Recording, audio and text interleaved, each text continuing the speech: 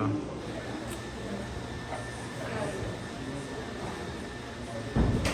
Welcome back once again, ladies and gentlemen, at the Cusp of Freedom, where we'll be discussing why and how we become who we are as digital nomads. Today I have a very special guest, and I'll let him introduce himself. Thank you. My name is Kris Stein. I've been traveling for about 3 years on and off now. Thank you for having me. Nice. Well, welcome, Kris.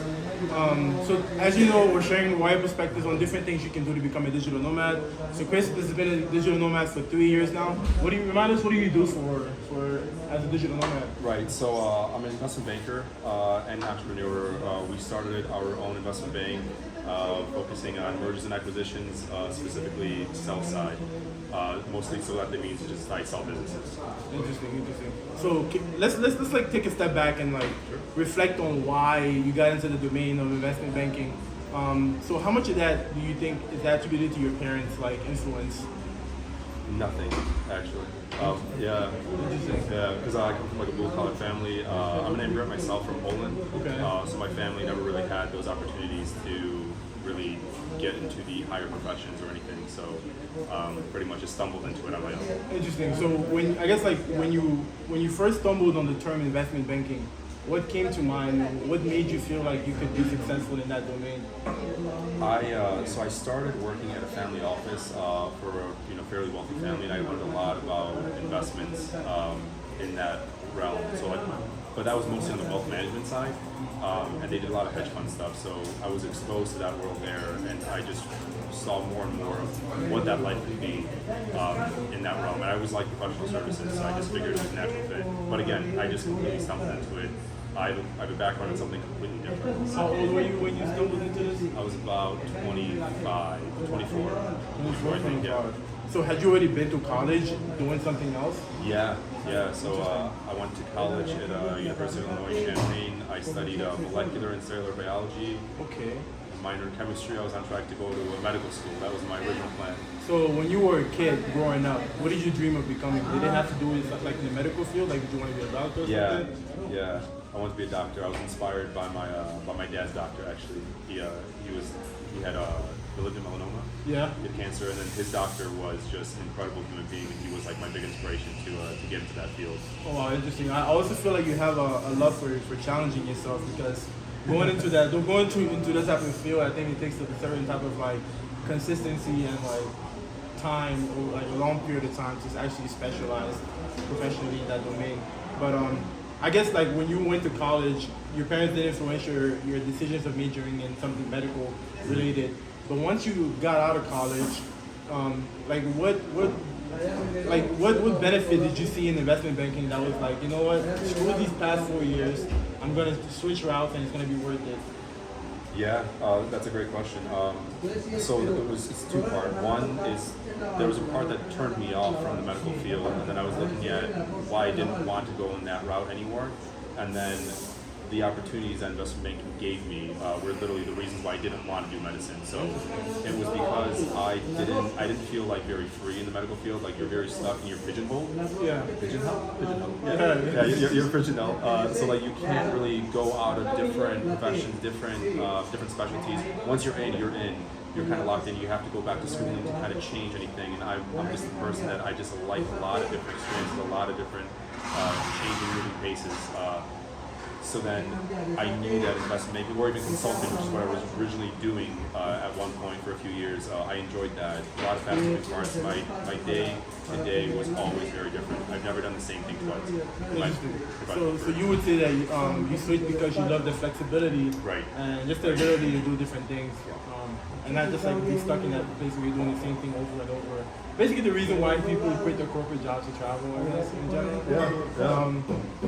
So going back, if you could go back in college or whatever, I don't know if you took out civil engineering for medical school, but if you could go back and do something better, what would you do? I don't know. I don't know if I would have. I mean, I like the way that all played out. So even the fact that I'm not using my degree specifically with what I'm doing right now, I did learn a lot of transferable skills, studying what I did. Yeah. It wasn't an easy degree or anything like that, but I did learn, when I learned how to study, I learned how to do a lot of critical thinking. from that, which I apply that to on a daily basis. You know, I'm not using my chemistry background or my biochemistry or anything like that. Right. But but I do use other transferable skills from that. So what do you I don't know, as a 5-6-year-old watching this, wanting to become an investment banker in the future, how would you define investment banking? Investment banking is an umbrella term. So there's different aspects to it. There's wealth management, there's M&A, there's buy side, there's sell side, there's private equity firms, right? So there's so many different specialties. It's like medicine, right? Like you can't just say, oh, I want to go into medicine. Right? Like, you want to be a nurse? You want to be a doctor? Do you want to be a physical therapist? Okay. It's the same exact concept. In that regard, do you think that the path that you took is applicable to the majority of people, or the majority of people have to go to like college and get like an internship at like a wealthy company, like a small startup like you did sort of to get experience? What would you say is like the best path forward to get exposed into getting some experience within digital, within becoming a digital nomad as an investment banker? So like from what I know, it's like unheard of. I don't know anybody else that's doing the type of investment banking that I do and able to like travel, because a lot of it is dependent on like meetings and being in phase, which I still have to fly back every so often to meet to the States and have meetings with my clients and negotiate with buyers. So I still have to do that. But it is the most common way to get into it is going to be from going into school, getting an internship, and trying to break in there. It's a profession that is pretty hard to break into. But once you're in, you're in. Oh, nice. That's pretty good news. Yeah. But you say it's like, do you consider it to be, because you said you use a lot of critical thinking skills. So would you recommend anyone that doesn't like math, for example, or anybody that doesn't like what qualities would you look into yourself that lets you feel like you're qualified to become an investment banker? Is it your critical thinking skills or what else? Yeah, so it's communication skills for sure. That's key, absolute key, especially the higher you get in investment banking, because you have to be negotiating with certain buyers, you have to be managing the clients. There's a lot of communication that goes into it. Your first few years, you're going to be much more focused on Excel, so you have to be really good at like critical thinking, putting models together, putting PowerPoints together. As an analyst, the first few years can get a little bit rough, but as you get moving further and further in line, critical thinking is absolutely key. So you also mentioned that you're an entrepreneur, but before we get to that, let's talk a little bit about the progression in your job. Do you think that being an investment banker allows for a lot of growth, or is it basically like what changes and what evolves in your career as you progress as an investment banker? For example, as a software engineer, I can become a distinguished engineer. I can become a cloud architect. I can become an AI researcher. I don't know. Yeah. So your first few years, like I was saying, is you're an analyst. You can keep moving up the rank within the investment banking world. Become associate, VP, and all that. That is one route. It's pretty a strict commitment if you want to do that. But once you kind of become an investment banker, you kind of earn this badge in the professional world where you can transfer to other places. You can go to the corporate world, right? You can get a corporate finance job, work a lot less hours, and get paid, pretty well. But it really can establish your career really nicely, especially in your earlier 20s. Wow. So investment banking. I used to think that because I watched this series called Suits.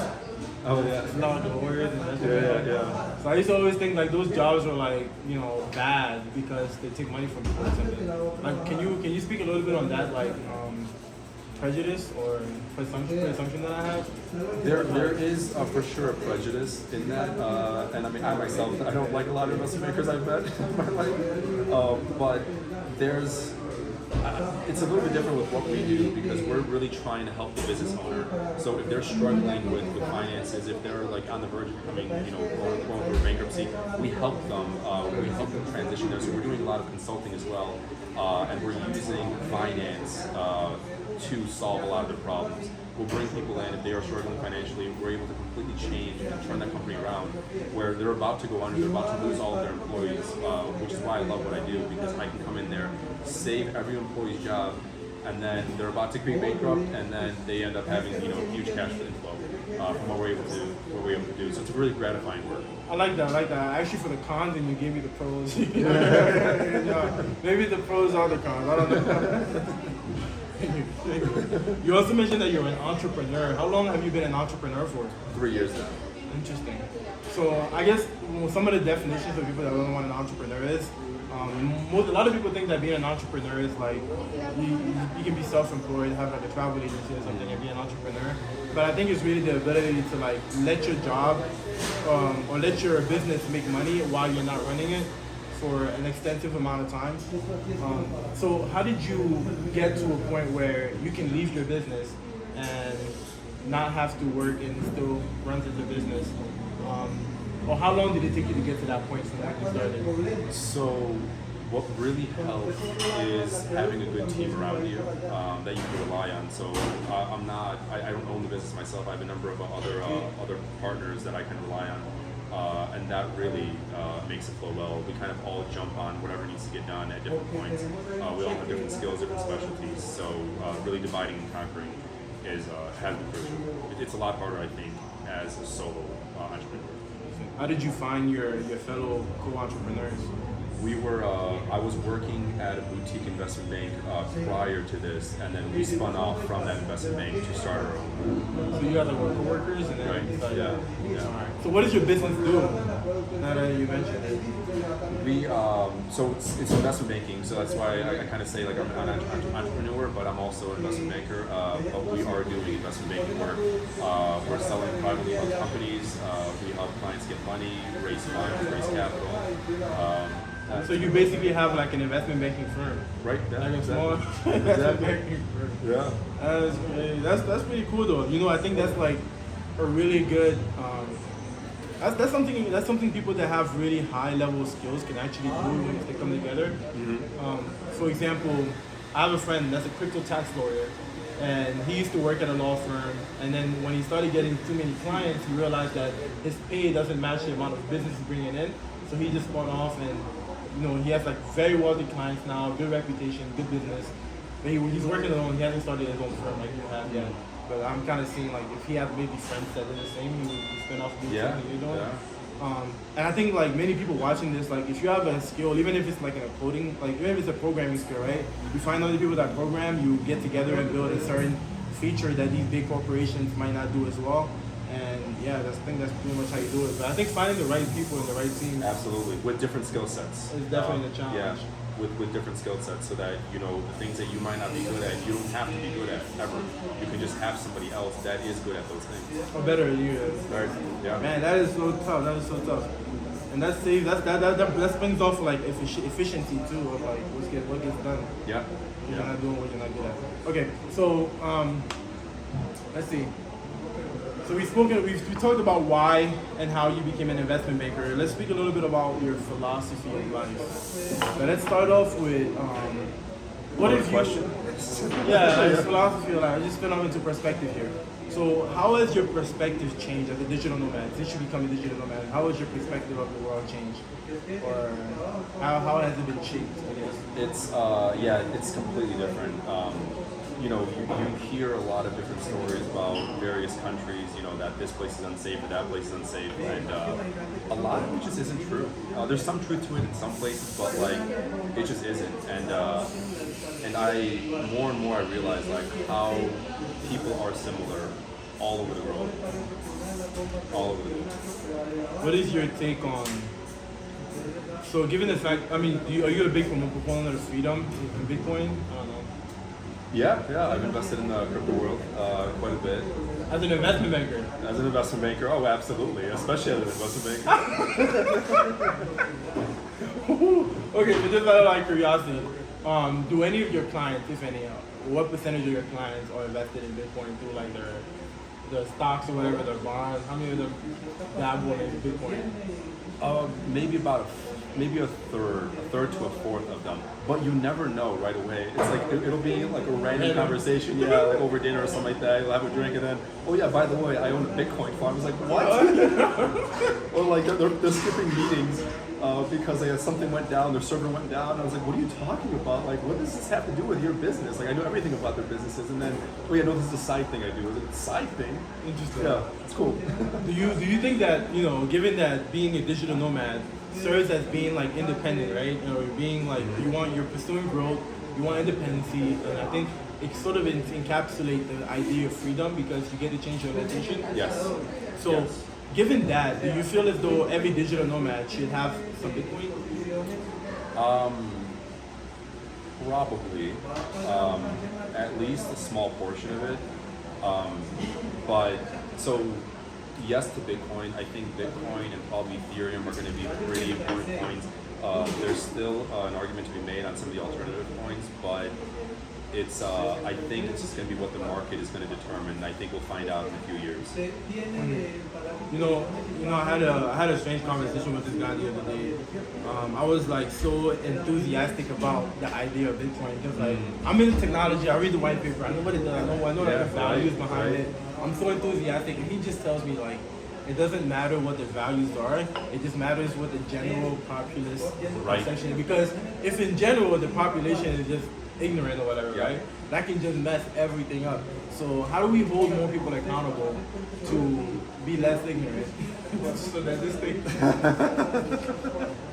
Another easy question, great. But do you kind of agree with that idea that like that's why shitcoins can take off still?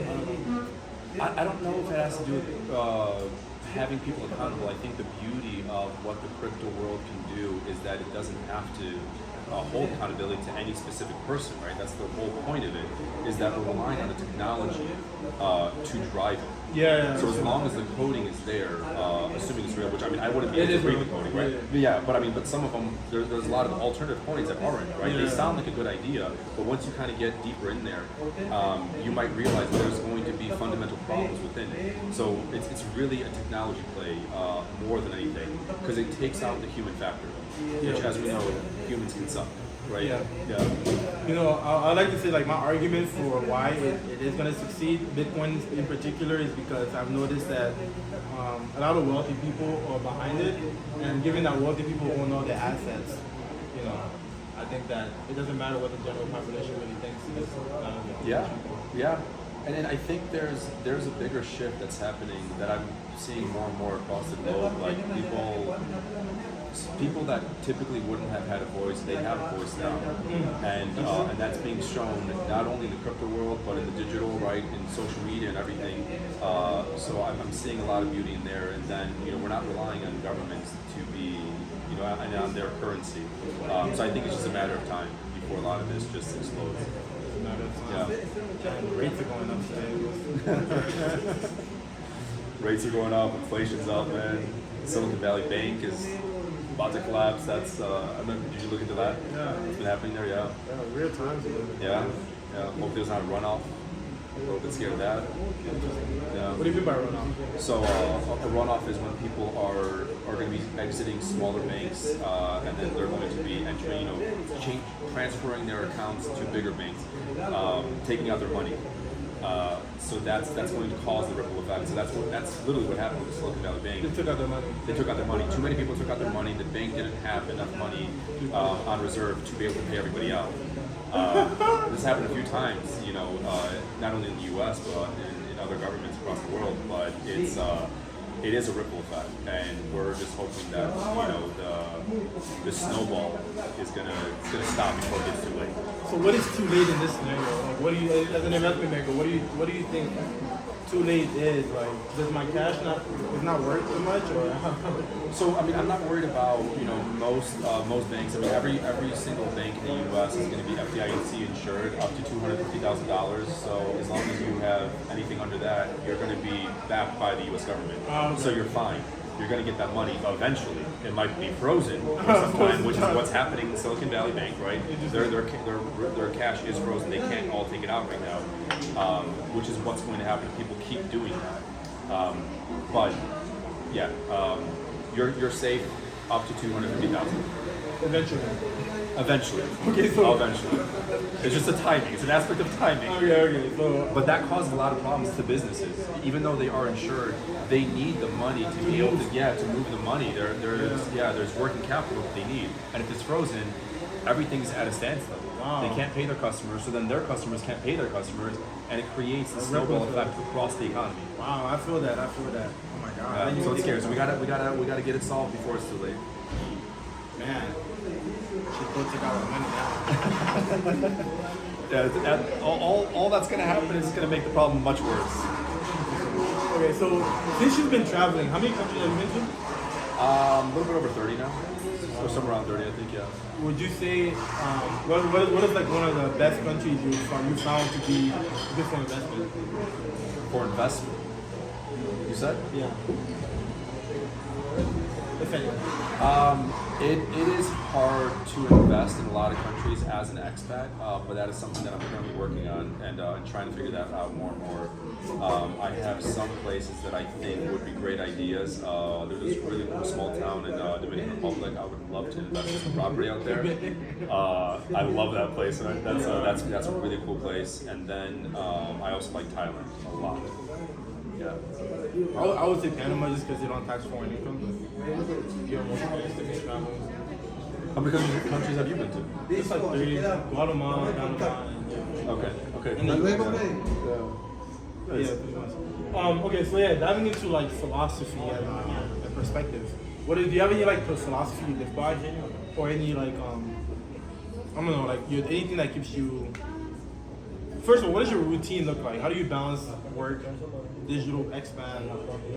Is that a challenge at all? Or? Yeah, no, it's a challenge because every place is different. So like, I don't really have the same routine every single place I go to. I kind of change it up because I like to incorporate different things that the country has to offer. So, for example, I've done mixed martial arts for over a decade now. Yeah. So like, I'm in Thailand, I'm training Muay Thai, Jiu-Jitsu, everything. Right, so that's a number of hours a day, and I'm working different hours. So like I'm trying to get in as much training as I possibly can during the day, and I work at nights. So my routine there is going to be completely different than my routine would be in South America or the Caribbean or Europe. And you said you also have to fly back to the States, I assume, where all your clients are. Yeah. From time to time. When you're in Thailand, for example, how does that work? Like, it gets rough. So like I'm trying to schedule all my meetings and everything for it would be central time. It would be as early as possible so that I'm only working until like maybe 11 o'clock at night. So I have to wake up at 2-3 for a meeting that's happening 2-3 in the morning for a meeting that's happening at 2-3 p.m. right, Yeah. Chicago time. So I really just try to time it. I change some of the meetings around, a lot of the recurring things, and my partners are really flexible with what I do. So they really help me out quite a bit too. you also mentioned that as an investment banker, the path that led you here is a very rare one, right? Yeah. So Yeah. maybe not every investment banker out there, or every person that becomes an investment banker can become a digital nomad, right? Yeah. So what would you say is the factor that helps? The company that you work for? Is it what you do for that company? Is it a skill that you have that you can leverage that allows you to be that remote? Or Yeah, what is it? it's so relying on discipline, right? That's a very big thing. And I mean, it's not just for investment banking. It's going to be for being a digital nomad and anything that you do. I think discipline is one of the most important things that you need to incorporate in your life because you're going to be by yourself. You're not going to have a manager or a supervisor or anyone overlooking what you're doing on a day-to-day basis. So you have to rely on yourself to be able to get the work done and commit to the deliverables that you have. So discipline is going to be huge. And what allows me to do it is not only the discipline, but the fact that I own part of the company too. So I'm a partner. I don't have a boss telling me what to do. I gotta do it, And then I make it work. This is what it comes out to. I just make it work. Get on your own time. Right. Interesting. Yeah. That's amazing. That's amazing. Okay, then coming back to like your life, I guess like your day-to-day philosophy in a sense. Is it like discipline or what is it?